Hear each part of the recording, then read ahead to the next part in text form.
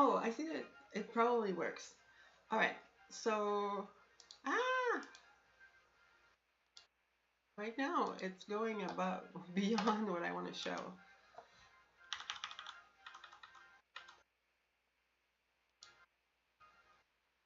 All right. All right, go check. I still have music on my end. I don't know how to mix the two. I'm totally going to stop this, and it's just going to be us. I have to wait until my roommate leaves for work before I can start doing that. All right, so right now I'm kind of set up in a strange way.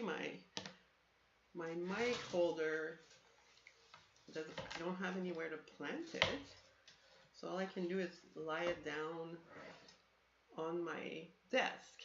But yeah, so Sandra, you're telling me that you can hear. All right, so you can tell me if it's a bit low. I mean, uh, yeah. So I have a reload at 10 minutes on this. It's gonna screw me over, but anyhow. I've been working on this. Like, I have notes about this day from last year. Like, I've been working on this forever. Hi, I'm Marilyn. So, this is my real birthday. On Twitter, it doesn't allow me to, like, it didn't allow me to put my actual birth date. So it says March 5, but, like, it's kind of important because I calculate everything about today's life, about everybody's life based on their birthday. So, anyhow, good evening, lords and ladies of the unbelievability. So, this is my secret society of people who have gone beyond the threshold of believability. So, people who don't get too mad when they see things that are unbelievable and just enjoy the entertainment of the unbelievability. Because the truth is unbelievable. It's organized. It's not that the truth is unbelievable, is that through the way we've been impressed upon about everything, we have developed a mindset that is incompatible with the truth sometimes. So when you see the truth, you're like, oh, that's unbelievable, so it cannot be real, right? So anyhow, that's my thing and my title. Yeah. So what I do is I explore Xanadu, and I want to create a way to do this live because I do it live and then I post threads on Twitter.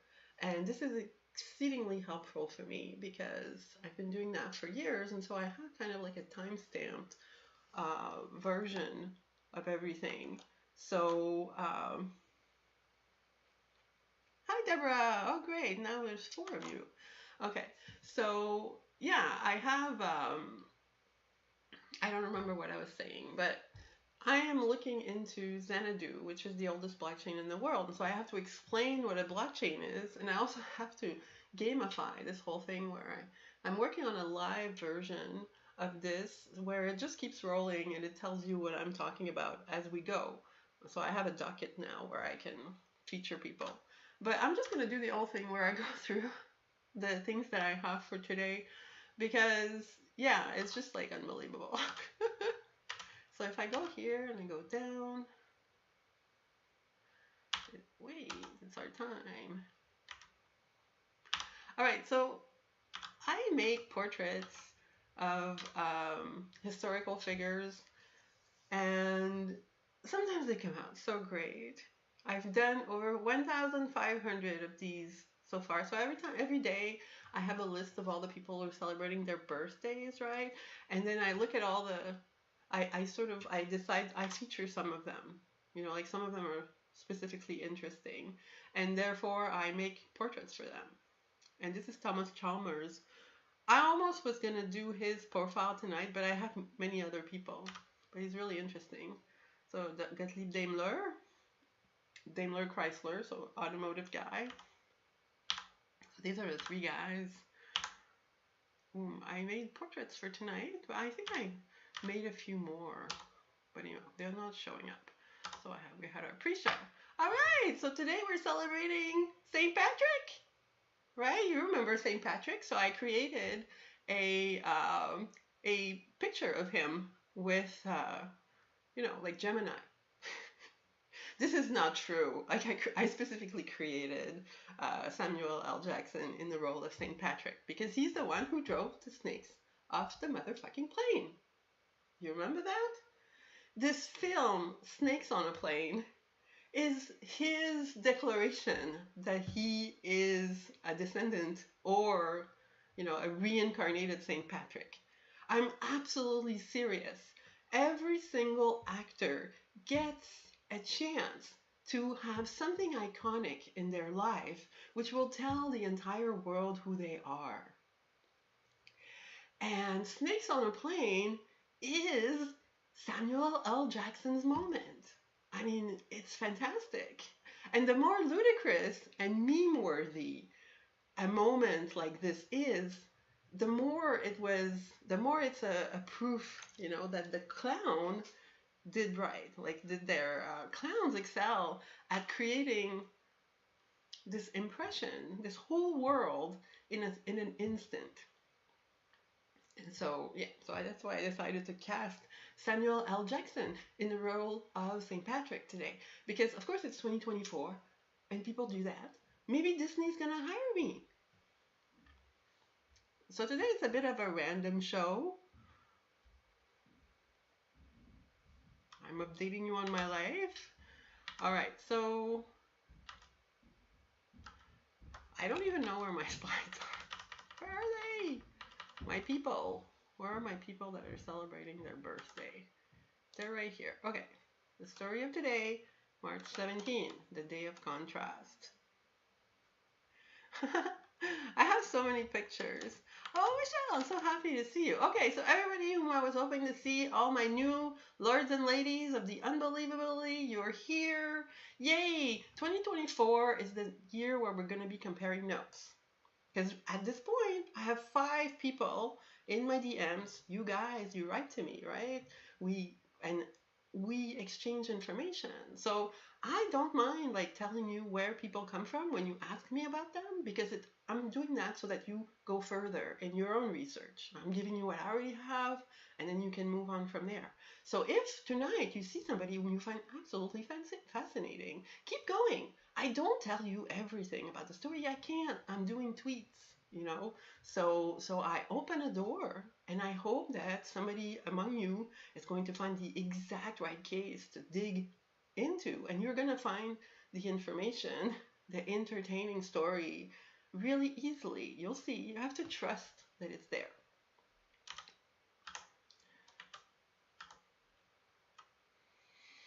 So I picked a background by default, and it landed on this creepy picture of Aleister Crowley from like over a year ago. This is a very, very old generation from the second version of Midjourney.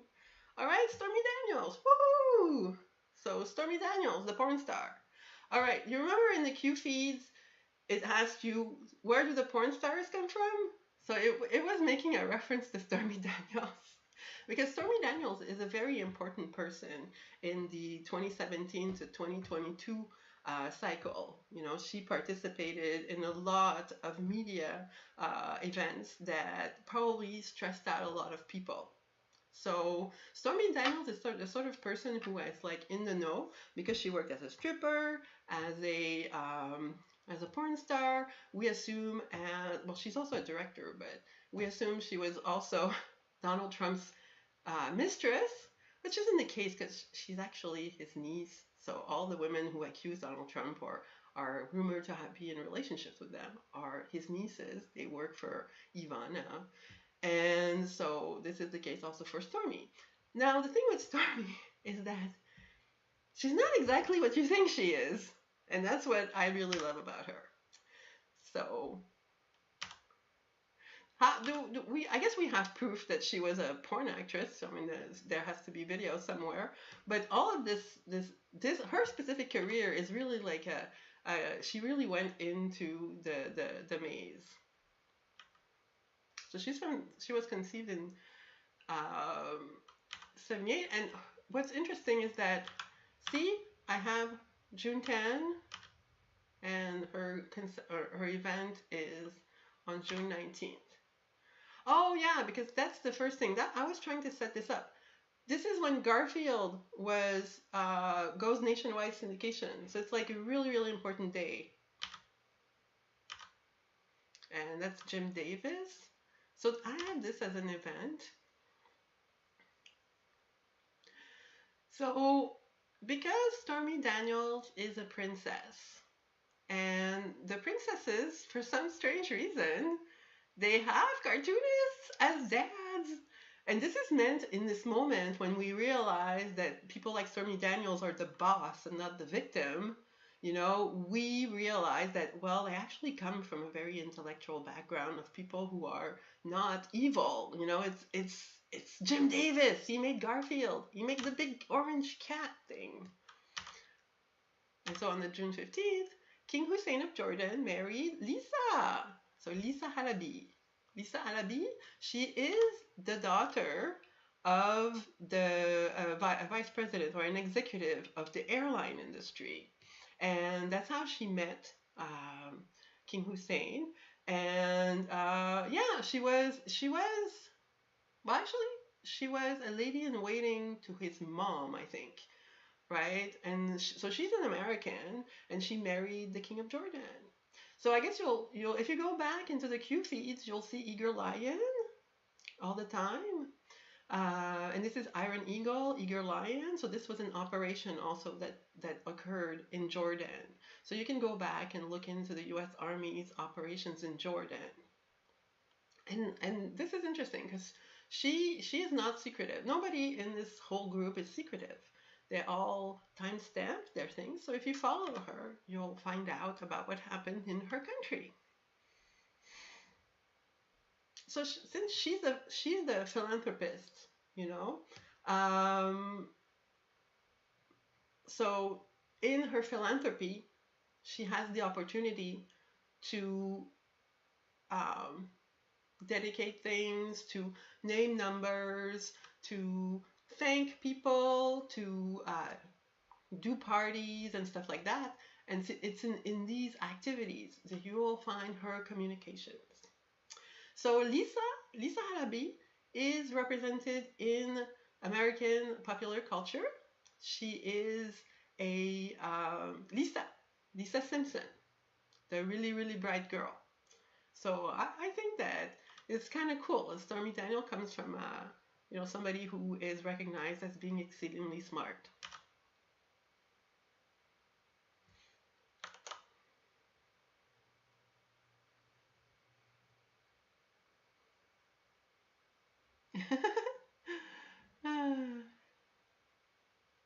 So do you still hear me talking over myself?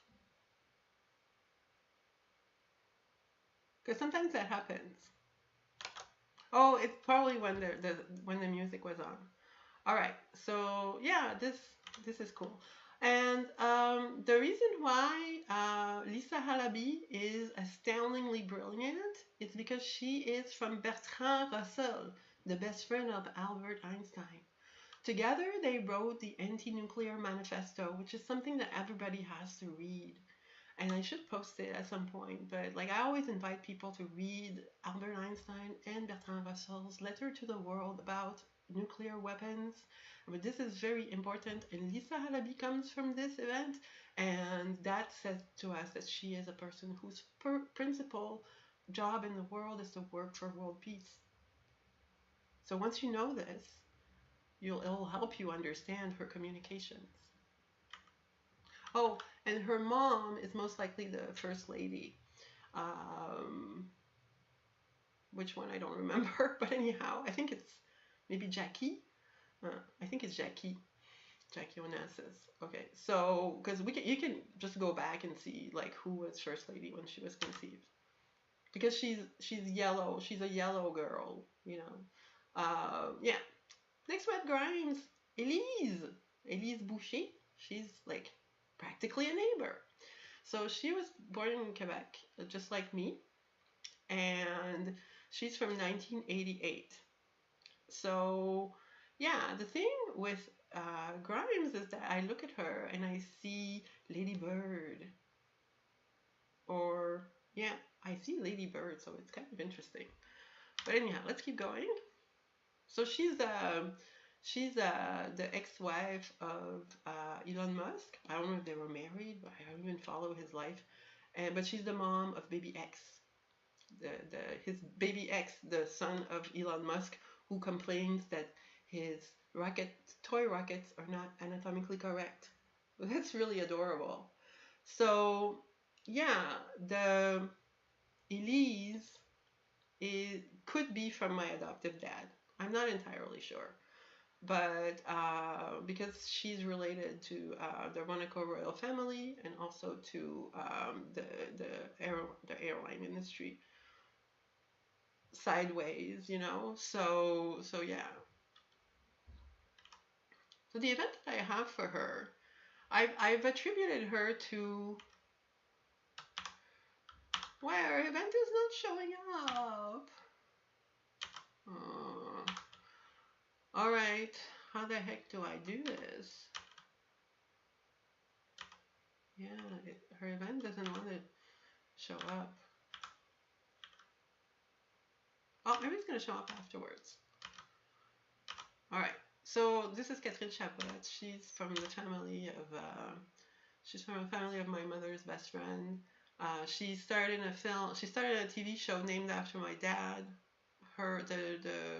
She's more likely to be the child that's from my dad. And then Grimes would be from somebody else. But yeah, I discovered this today. I had never really looked into this. So what I have, uh, uh,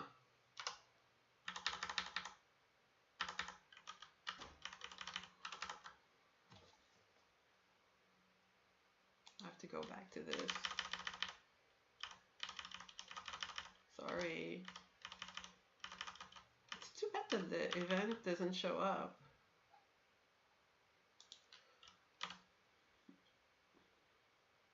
All right, so what I have for her is she's definitely from, um, is that Batman? I think is she from no, this is from the Witches of Eastwick, right? Okay, so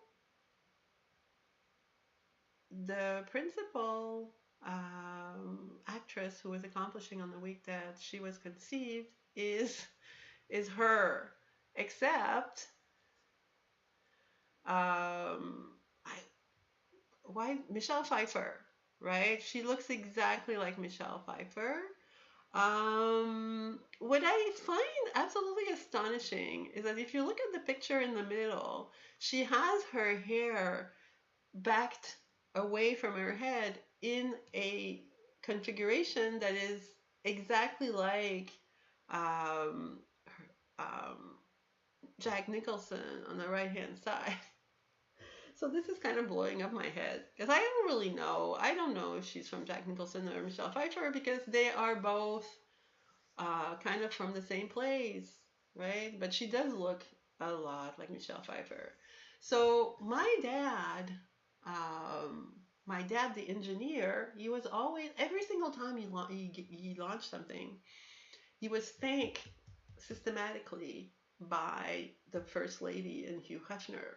And so there are girls that pop up in my family, and they all have the same name, and they're all born in the same, like range. But I don't necessarily know what the deliveries of my father are because he's top secret engineer. So he used to tell me when we were kids. He used to tell me about his projects a little bit, like he told me that he worked on lasers, and he told me that about his project, the Concorde, the French. He worked for the French version of the Concorde, which is the Concorde is one of the greatest engineering projects to show us the collaboration of the UK, France, Canada, and the United States, because there were the scientists that worked on the avionics. There were 7 of them. They came from these 4 countries, and they collaborated together, and they worked in Nazi. And I remember when my dad went away. Like, my dad was never there. Like, he worked for Plus Ultra from 64 to 84, and it's after that that I got to see him. And after that, I went with him to the government to present his plan for the first computer science college course in Canada. And so my dad became, after his career for Plus Ultra in aerospace, he went working for he went working at a college, teaching people how computers work. And that's why I've always had a computer, and this is why I've lived my dream life of getting to be around nerds. So now we're at Jane Lead. Jane Lead. All right. So Jane Lead, I told you today we were researching Bradford, right? Uh, San, Sandra, you sent me the Thomas Bradford stuff. Jane Lead is his daughter. So what is Thomas Bradford? James Bradford. It's James Bradford actually. So James Bradford is listed in Hugh Hefner's Wikipedia as being his Mayflower ancestor. And this is the clue that helped me find out that he was actually my dad in 1624 as Jane Lead. And then again in 1971, which is kind of cool. So we're going towards, so if you want to understand what's been going on over the last 300 years, you have to pick up the 60 propositions of Jane Lead. Yeah, I'm going to play them afterwards. So, so on the right you have James Bradford, and on the left you have Eleonora Brandenburg of Bavaria. And this is not somebody that I research much, but I figured out that she was the one that was available for this conception. Available is appropriate, because available is not enough. There's such an immense list of rules as to who conceives with who, the people who do what, that it's every time I find a new trend, a new rule, a new thing that everybody does, I go back and I have to apply this to over 17,000 people. I have to try to see if everybody's, like doing the same thing, because there's so many rules. Like, this is so complicated. So I used to think that I didn't need to write a book to help people figure this out, but I actually need to write a book to help people figure this out. And I've been preparing it for a little while. And now I have AI to fix my terrible writing. Because I don't know if you noticed this, but I'm not very good at writing, right? I make typos and stuff like that. And my iPad doesn't help me because it remembers my old typos as if they're the right way to write stuff. So if I'm going to write a book, I need to write it well. And this is going to be a new challenge in my life. I actually know a writer, and I helped him write a book. I could totally go to him and say, okay, you're going to write my book, and he totally would. It's just that the topic of it would explode his head. It's like, I can't really tell anybody that I've discovered this, because nobody is able to accept anything new, anything that they haven't heard before, anything that they don't know yet already. People, as soon as they discover that you're working on something that they don't know anything about, like they get scared. And so, yeah. So I haven't really told anyone about this. Well, of course, I've told my ex, who's now my roommate, and he finds it annoying when I tell him this, but he's mostly annoyed because, he knows that I'm right. Like, I'm just listing coincidences. What's great about coincidences is it's just 1 + 1. The coincidence exists no matter what you think about it, it exists. And so you keep adding them up, at some point it's impossible. It becomes impossible. So yeah. So, Eunice Gayson. Eunice Gayson, you remember her? She was Bond girl Sylvia Trench in Dr. No and From Russia with Love.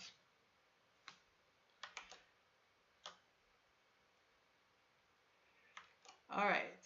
So, can you see Sylvia Bond right now? Because I'm not necessarily seeing what you're seeing on my screen.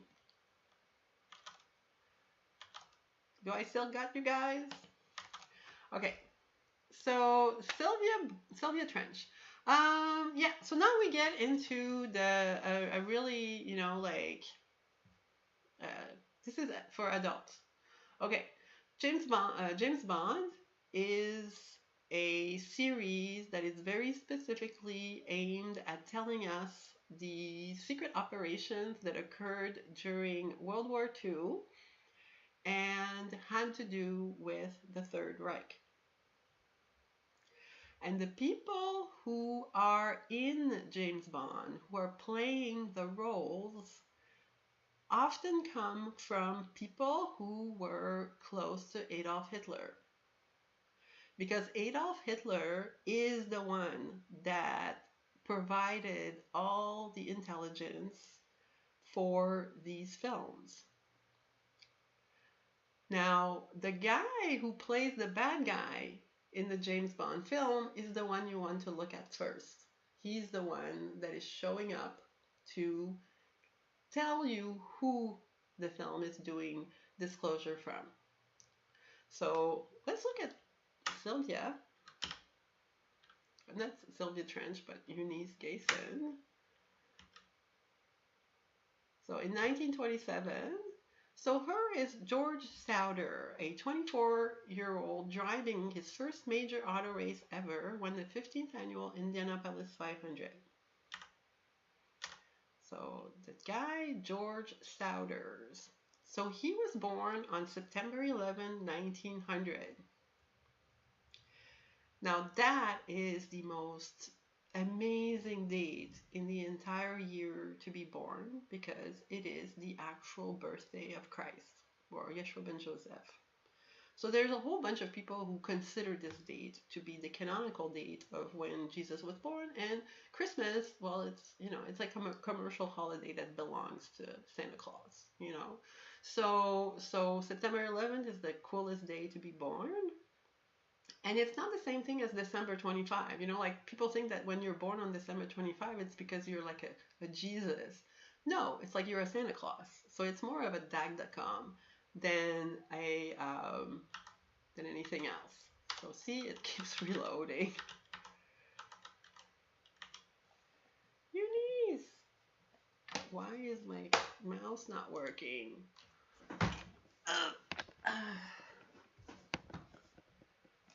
Okay, so that's kind of nice. My mouse doesn't work anymore. All right.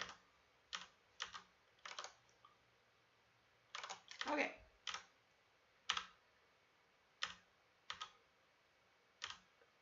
All right, so now we're going to compare them. I think so. All right, so what is the deal about George Sauter? So George Sauter is registered by Gaston de Chasseloup-Laubat, who is a French nobleman who invented the bus. So before you can throw anything under the bus, you need to invent the bus. So Gaston Chasseloup-Laubat is that guy. He is also the grandfather, the biological grandfather of my adoptive grandmother. So Gaston Chasseloup-Laubat figures into my family.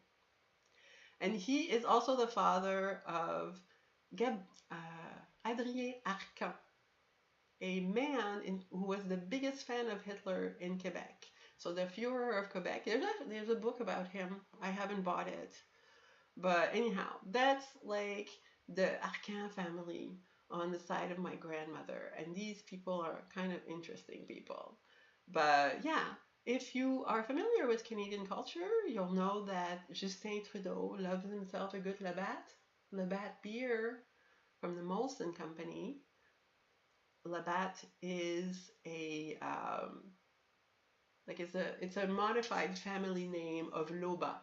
So Justin Trudeau is related to this family because I say sometimes that Justin Trudeau is my cousin, but like he's from the Laubat people. So anyhow, yeah. So technically, if I look at this, Georges Sauter would be the brother of Adrien Arcan, the biggest fan of Hitler. So this is the connection that Eunice Gayson has with this. So my people come out random, so I'm gonna have to go through the thing again. Oh, now we're Carrie. So we have the same situation with Carrie Johnson. All right, but it's a bit different. All the most important couples are made on purpose, and they're made by people who love each other. So we have Boris Johnson and Carrie Johnson. So she was born on March 17th. So, okay, so she's the wife and she's got the 17 number in her name. So you know she's doing something really important. You have to go look her up. All right. So it was a media consultant, and she's the wife of Boris Johnson, who used to be the prime minister. Okay.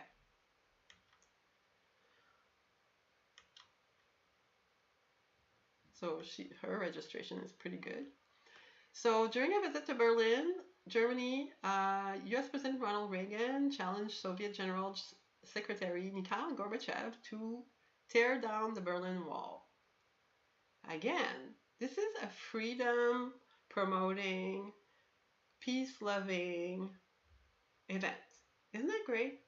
This is what is like our ancestors do something worthy and then they make children. So Ronald Reagan and Mikhail Gorbachev were friends, by the way, and they are somewhat related. And Ronald Reagan was the feel-good president of the Cold War. He was elected to this position in 1964. He had plenty of time to get ready. And Ronald Reagan is a handsome actor president, because he founded SAG. He co-founded SAG, and he was the second president of SAG, Screen Actors Guild, So yeah, the presidential bloodline is all actors, and Ronald Reagan is the example of that as the handsome president actor of the United States during the 1980s. And so yeah, so for me, I like this is Mikhail Gorbachev, right? We're the eighth and final leader of the Soviet Union. What does that mean? He's the last king. Thank you for stepping off the pot. So I think that Mikhail Gorbachev is the dad of Carrie Johnson, because of course she doesn't look like President Reagan, and she looks more like Mikhail Gorbachev. But I'm used to Reagan kids because I was raised by one. But anyhow, see? I think that she comes from a sister of Ronald Reagan. Ronald Reagan had a lot of sisters. Okay, so I think this. All right. This is why I think that she is from Mikhail Gorbachev. Because do you know who registered Boris Johnson? Boris Yeltsin. So he was a prime minister too. So these two people who were at the head of the UK, they came from our mom, Russia. See? I'm not saying this to do a scandal, because the Russia is complete bullshit. Russia plays that role on purpose. It's the Cold War. It's the Cold War. The Cold War is not over. I think that I've gone through. So what is the definition of the Cold War? Keep your friends close and keep the enemy of your friends even closer.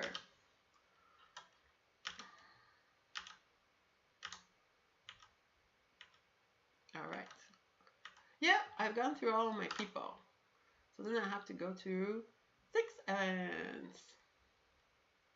I haven't even looked at them. This is going to be a surprise. I hope you're still there. Bruce Boxleitner. That's interesting. All right, 105 years ago. I can't even remove this one. This is from tomorrow. Yeah, but this is on my dad's side. So Demolade, an international fraternal organization for male adolescents, was established in Kansas City, Missouri. And I don't have Frank S. Land. Oh, okay. So this is an organization that was founded by Frank S. Land, who is this attorney who used to do warm clothing drives at his office. You know, his secretary would pick up all the coats and then they'd go give them to children in need. And then they started to they changed this. You know, it became more formalized. And President Clinton, his his like all the clowns do 2 years in the circus, but you know, like sometimes it doesn't like does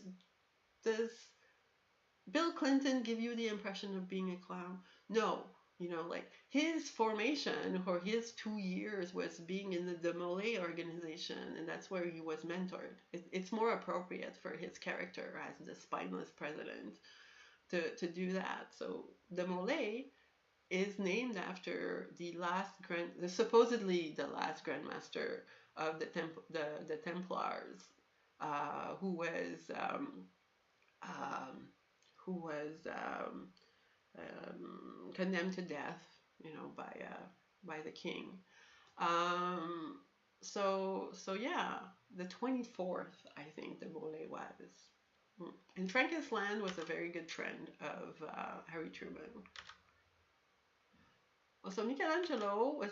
Oh no! It doesn't show my images. This is terrible. This is absolutely terrible. I have to fix this. Michelangelo was made chief architect of St. Peter's Basilica in Rome. It's not showing what happens next, like who stars in this and all that, which sucks. See, I didn't even have enough time today to do this. The Cockfight. Oh, Edison Studio released the film The Cockfight, which is kind of interesting. This is something I would look into if I had time. And this is the next dude.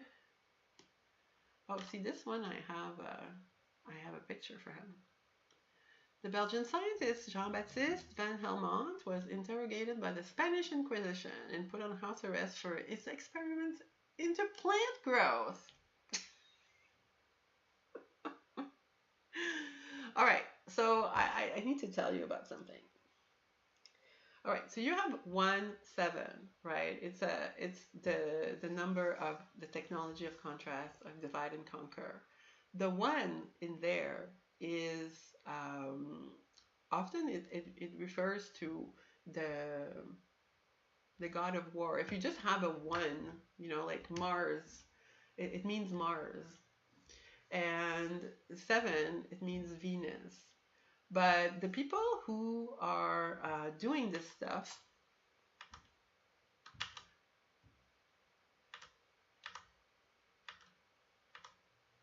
see, there's a bonus and it doesn't even work.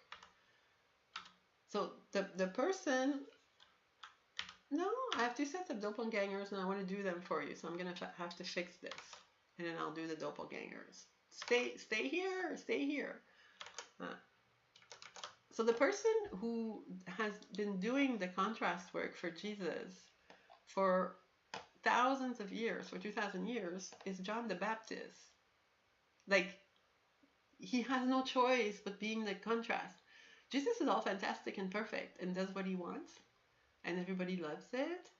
And it's the guy who's doing the opposite in order to get people to understand that Jesus is important and what he's saying is important. It's the other guys, like the contrast crew of Jesus. And all along the way, like people are scared of this group and they say, oh, it's Satan, it's the Antichrist, blah, blah, blah. Where it doesn't really make any sense. That doesn't really make any sense at the level of the population. You know, like who cares? Like it's the John the Baptist. When you see the name Jean Baptiste, you know, it is John the Baptist always reincarnating. He's preparing this plane for his return. And that's why there's John the Baptist everywhere. So this guy here, before we had clowns, we had people who got into trouble with the church or people who bickered with the church about science and stuff. This is so annoying. But it's all we have. Because there was nothing before clowns existed to do contrast in public. It was only the church who, it was only like going against the church. You know, doing contrast back then was just going against the Catholic Church. And you know, being crucified for it, like again and again and again. And it was all the scientists that were doing that. So let me find the doppelgangers. So these are people who are born on the same day, and I have two sets of doppelgangers. Okay.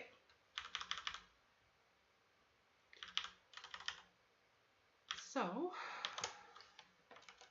it doesn't seem to have found my information, my post. I have to go into my back end. Not an anal sex joke. Okay, so I have my doppelgangers, and they are, in fact, separated by a comma. It's not getting it.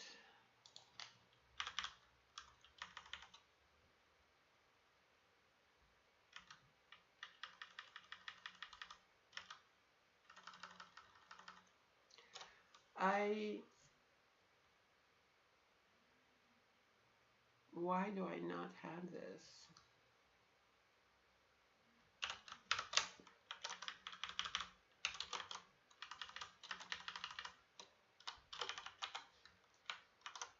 Kind of stupid now because I have to reload this. Refresh. I hope it reloads in the same place.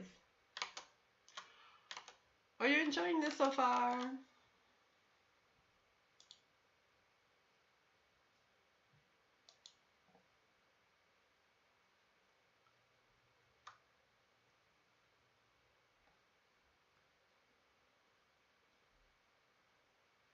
All right.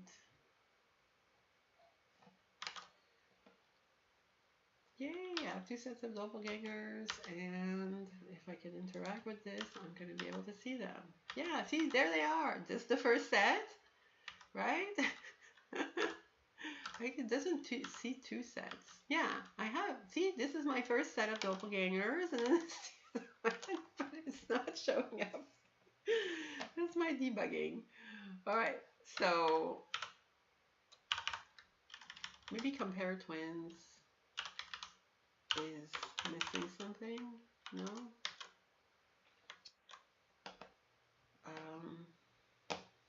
Come on.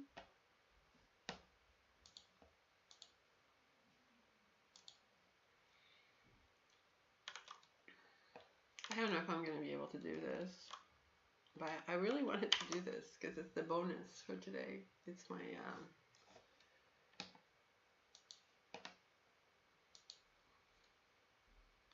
so it makes, okay, so I'm just going to get a stupid compare.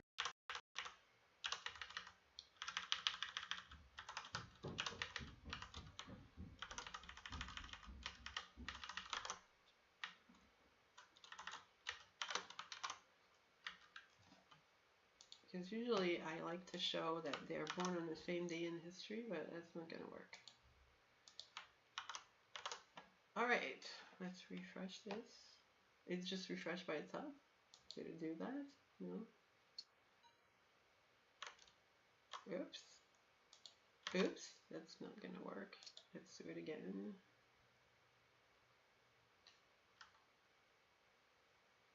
Interact. Bonus. Okay, so doppelgangers. Two sets of doppelgangers. No, come on. Oh, this is so sad. So sad.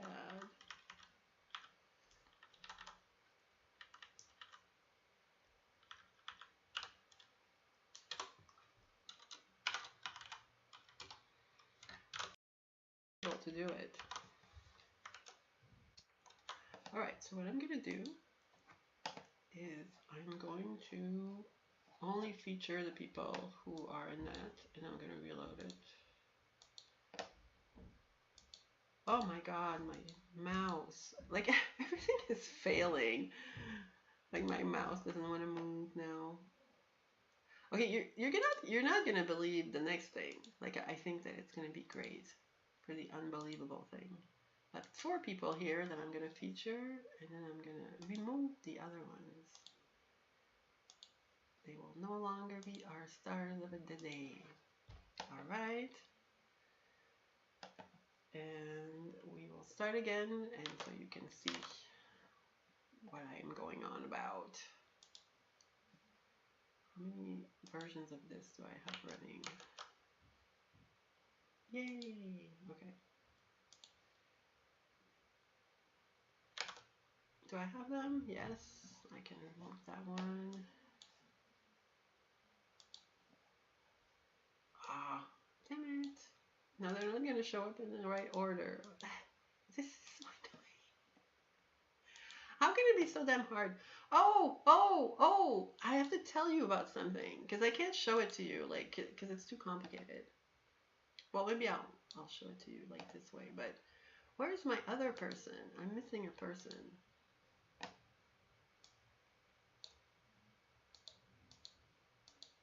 There's so many people born on the 17th because it's like a really interesting day. All right, I'm going to be able to do this. I'm going to be able to refresh it pretty soon. As soon as I know that my people are there. All right, I think it's going to work. Oh my God, this is so cool. I was able to fix it.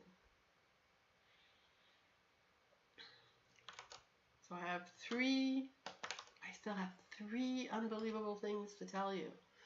Okay, so you remember in 2011, it's on this day that Donald Trump went on a Today Show and he started saying that maybe Barack Obama was not born in the United States.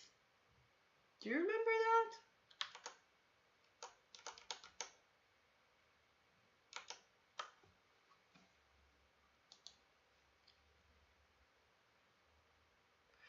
So in 2011, all right, it's here.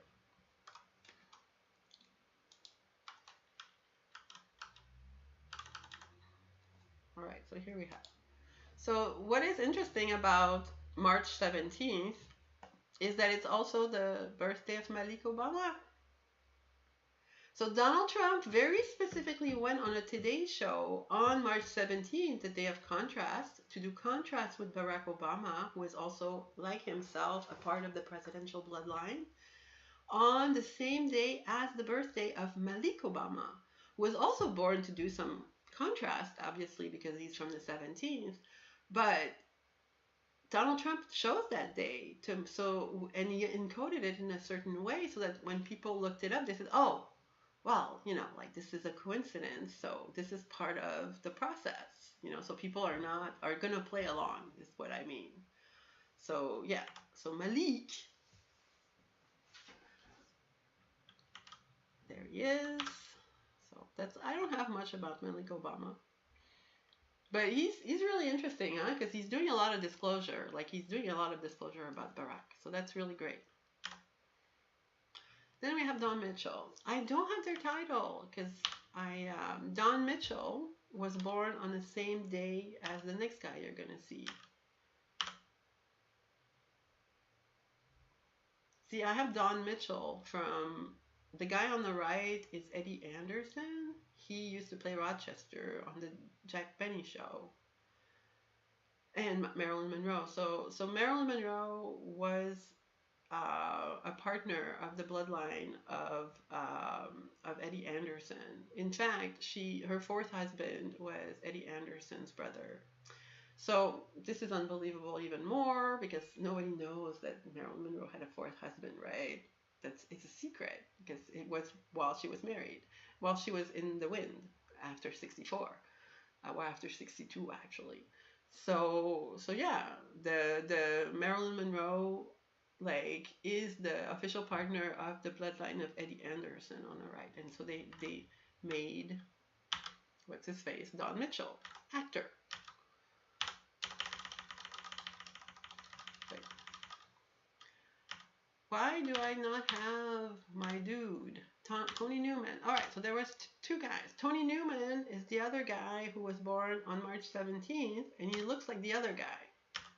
But unfortunately, it kind of sucks because I can't compare them one next to the other. But if you want to have fun, you have two guys born on that day, and they're both registered by Marilyn Monroe. So what she's telling us that one of them is from her and one of them is from either the Queen of England or the First Lady. See, there are three queens. And during the 20th century, it's Queen Elizabeth, the Queen of the United States, who is the First Lady, and Marilyn Monroe. Marilyn Monroe is the person who was chosen to make the president or the first lady, depending, And so today in the world, all of the children come from Marilyn Monroe. Well, they all seem to come from Marilyn Monroe, because they were all registered by her. This is so that there could be as many people as possible in the world who are at least half brothers and can do 17 tech operations with each other according to the rules.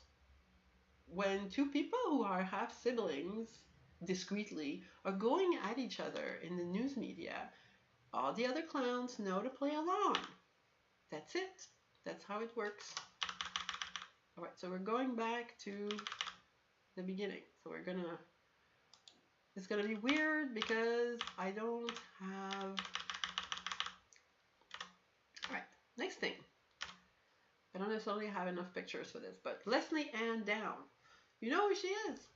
Leslie Ann Down is a TV anchor, a television personality, someone who presents stories on the TV. She's oh no, she's a soap opera actress as well, but she's British. All right. So she was conceived in 1953, June 10, 1953. And this is when there was an article about Marilyn Monroe in the newspaper because there was her engagement announcement with Joe DiMaggio. Now, Marilyn Monroe and Joe DiMaggio started working together in 46, I think. I don't remember when they had their first child, but they have a lot of cute kids.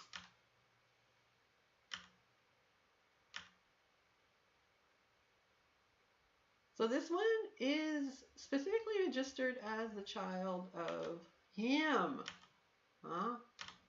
the greatest living ball player.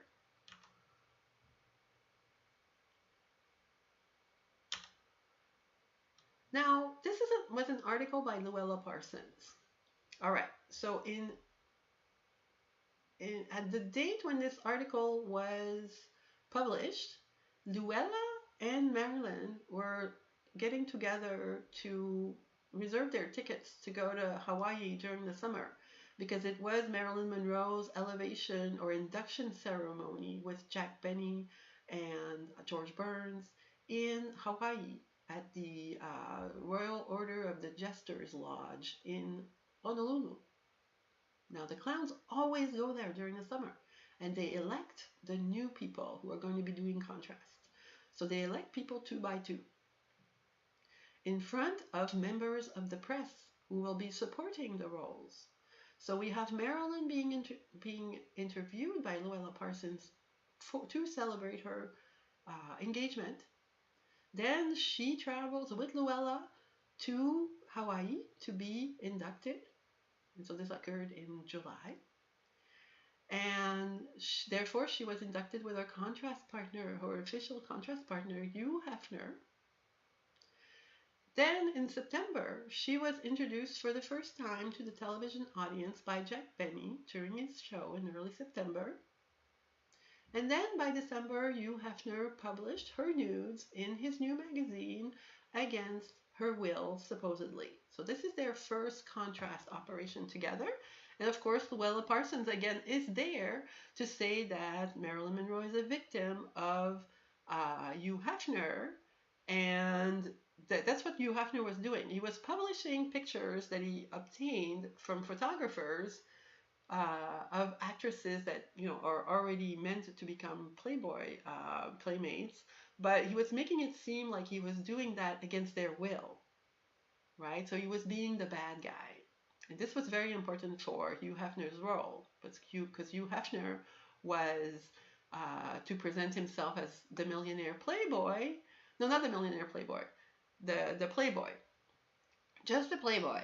And his role was kind of coming off like a pimp, so if he was publishing pictures of girls against their will, it kind of meant that he had authority over women, kind of, so that was, Luella was very, very key in the beginning in establishing Hugh Hefner's role. And so that's why she was in the audience when Marilyn and Hugh were elected as contrast partners. So yeah, so I think she might be from Luella Parsons. I have to go back because Leslie Ann Downs was, if she does mysteries and stuff like that, I think that she might be from Luella. All right, and then the other guy who was accomplishing at the time was Edmund Hillary. So Edmund Hillary is the other guy on the list, but she doesn't have a chin thing, So yeah, so this is mysterious. It's going to get even more mysterious. All right. So now we have Leslie Ann Downey, not Leslie Ann Down. We have Leslie Ann Downey, born on the same day as Leslie Ann Down.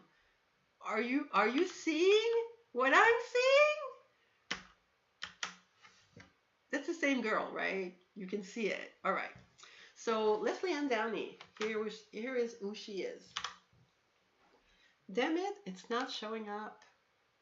Why is her title not showing up? I have to go look it up on the internet. This sucks.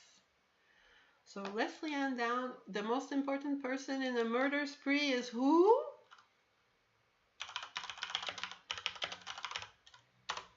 It's the victim. Downey, Leslie Ann Downey. Okay, so we go back to the Moors murders. The most well-documented fake murder spree is the Moors murders, starring Ian Brady and Myra Hindley. I am going to do a show on these people and on their alternate roles. Like, these are not real serial killers. Now, they have their official canonical victims are 5 children: Pauline Reed, John Kilbride, Keith Bennett, Leslie Ann Downey, and Edward Evans, age between 10 and 17. Now, when like Ian Brady and Myra Hindley kept people in a state of manhunt for decades because they were arrested. The murders supposedly happened between 63 and 65, but still in 1980 they were supposedly telling the authorities about other murders and where other bodies were hidden. All right, these are really important people.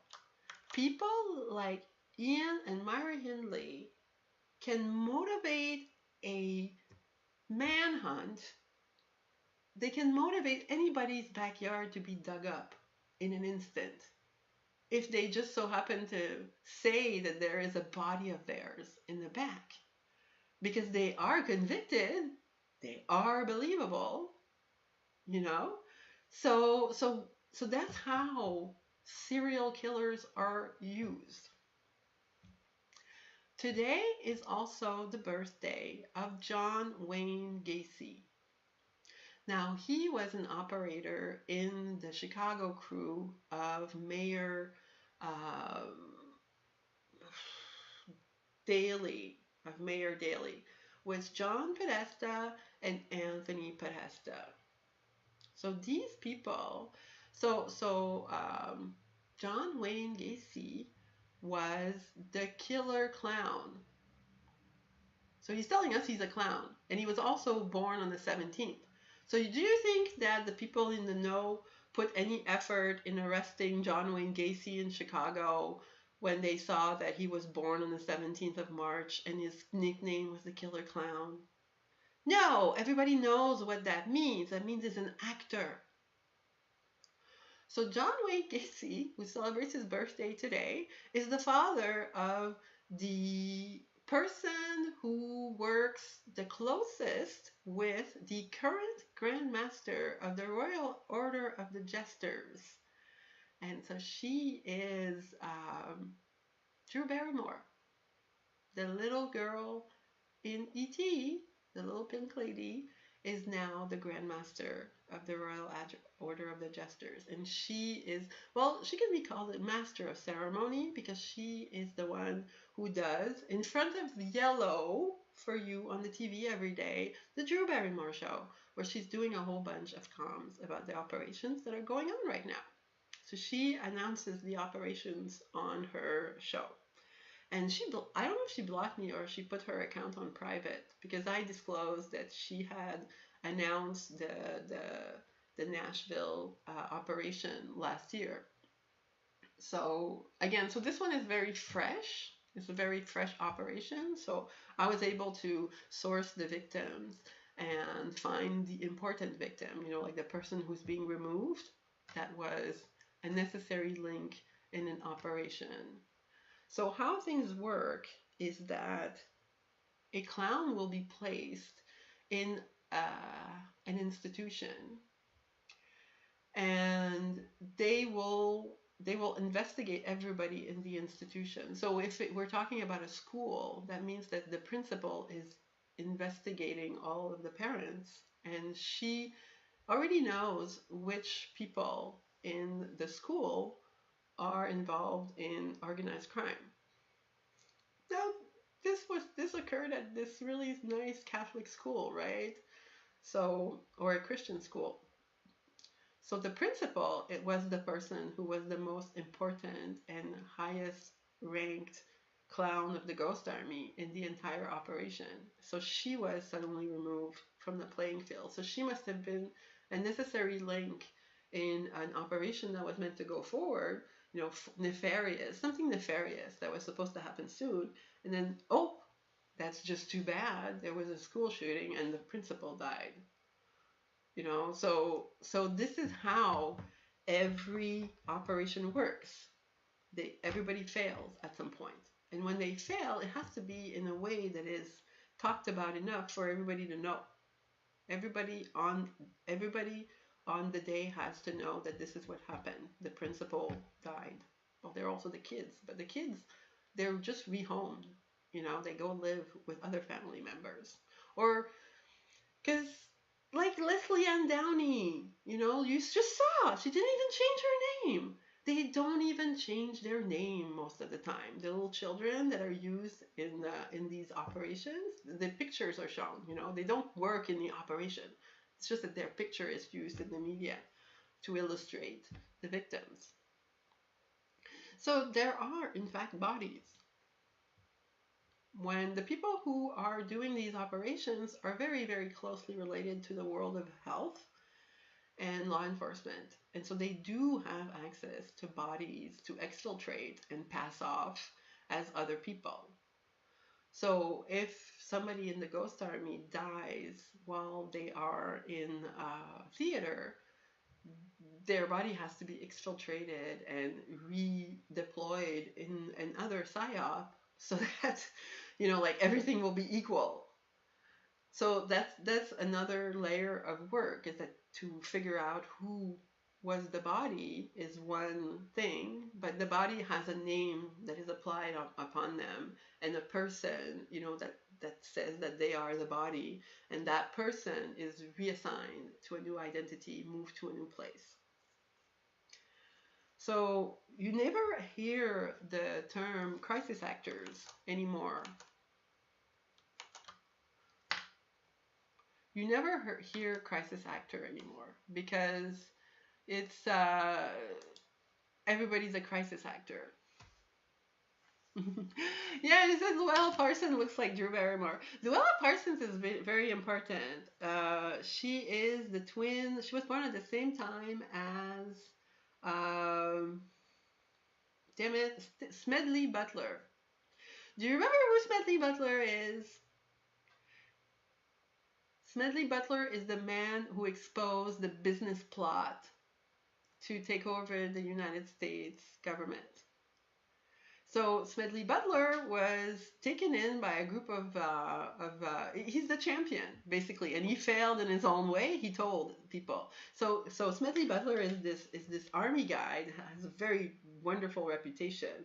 So he gets himself brought into this group of business people related to Ford. Ford is the one that was doing this operation, and they become friends and all that stuff. And so he starts to listen to these business people being animated by Ford talking about taking over the US government. And so then Smedley Butler goes to the US government because he is, like he's supposed to report these sort of things. And he testifies and he ruins the business plot. That's it. It's a very classic operation. Like nobody had to die, I think, in that one. It's just that the guy did what he was supposed to do.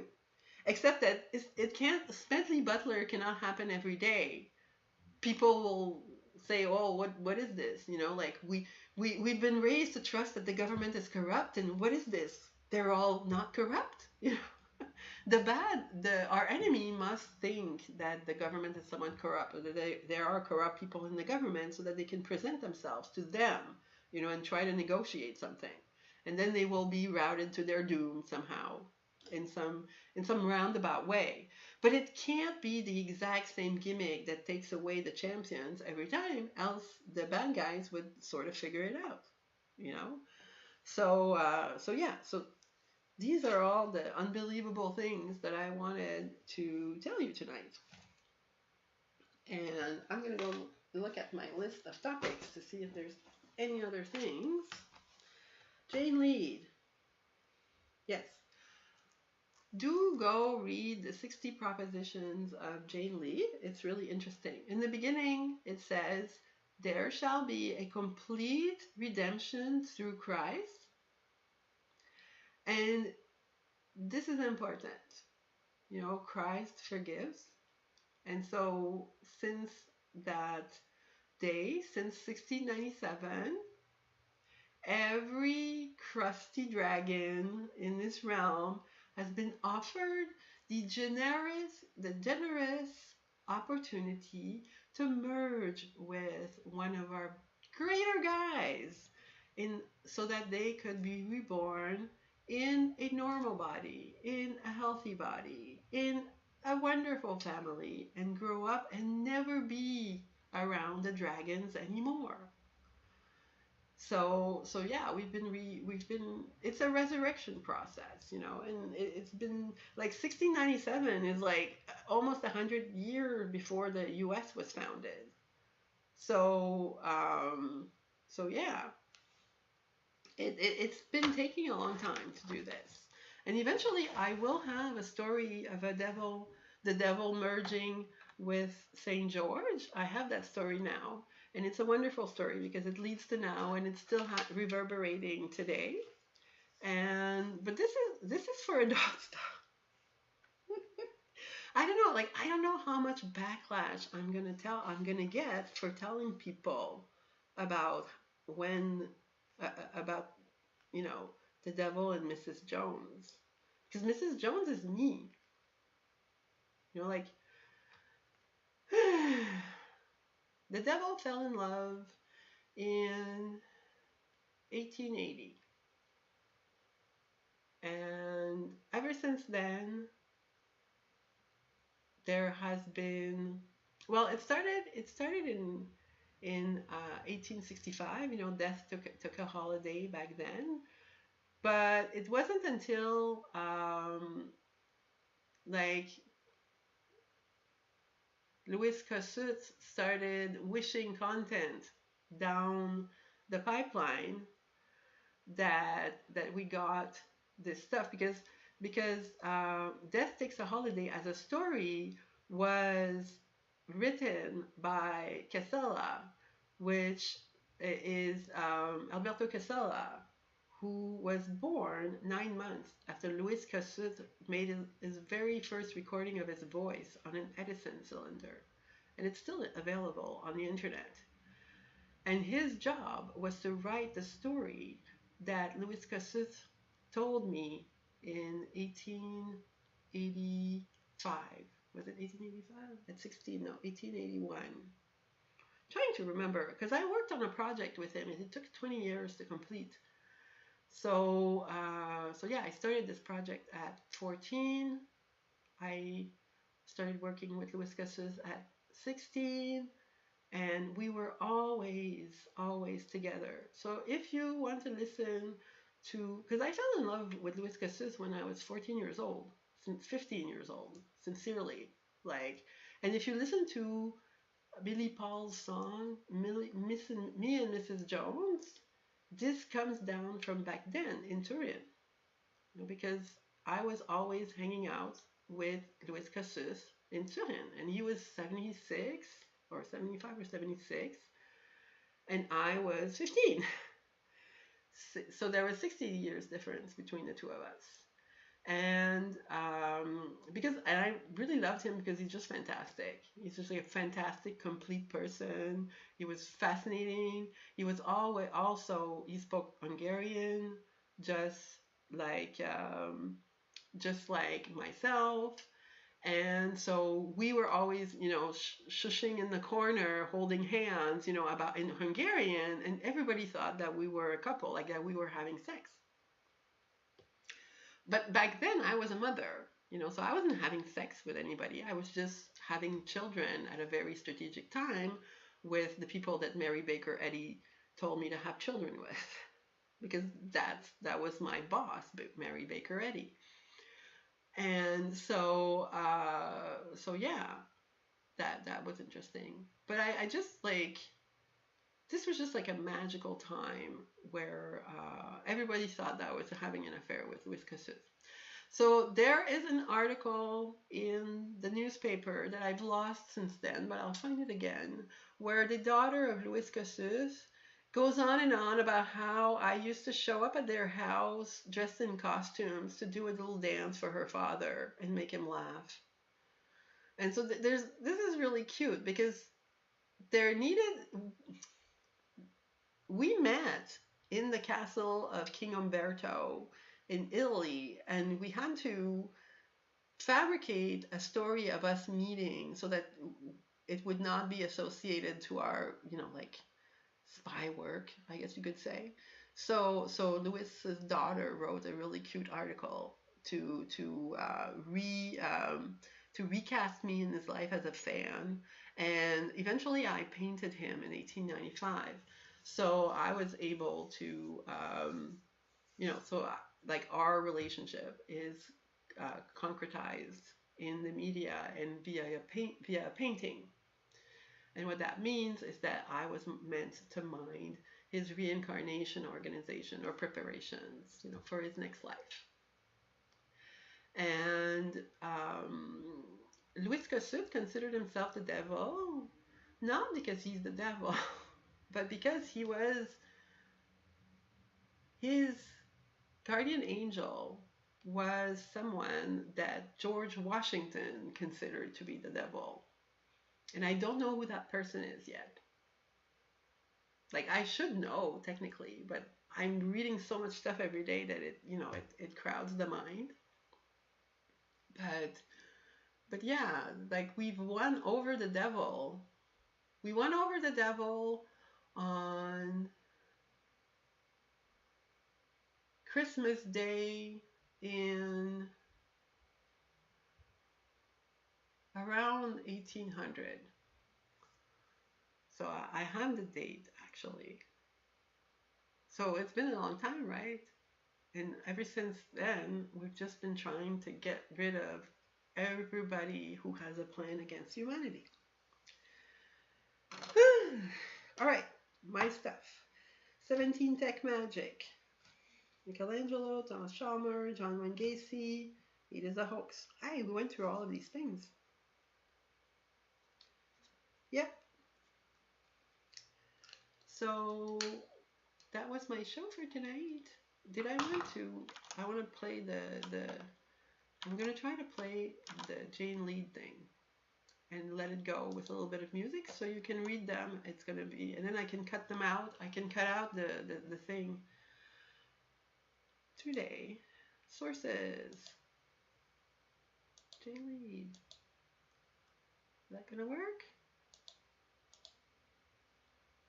I think it's gonna work. It's late, right? Oh my god, it's 10:30. It doesn't. It's not that hard to do this for a long time. So this has a lot of slides. It takes a long time to load.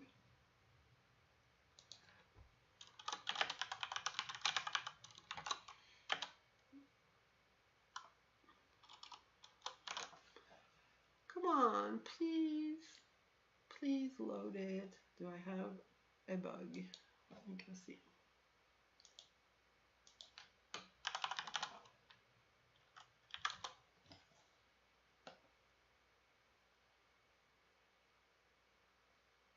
Oh, it seems to be working. Why is it not working?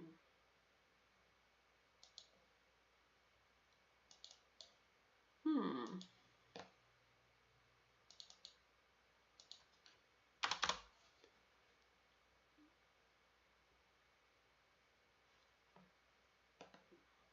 Yay! All right, you get yourself a show.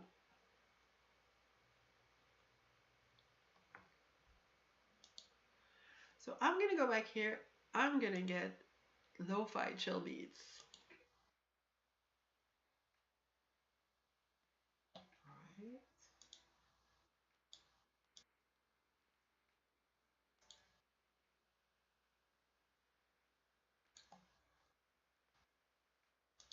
All right. So this is my official sign off, and now you have the Jane Lead 60 propositions. So not all of them are going to show up, but you can read them and enjoy them. And I'm going to give you some music. So good night.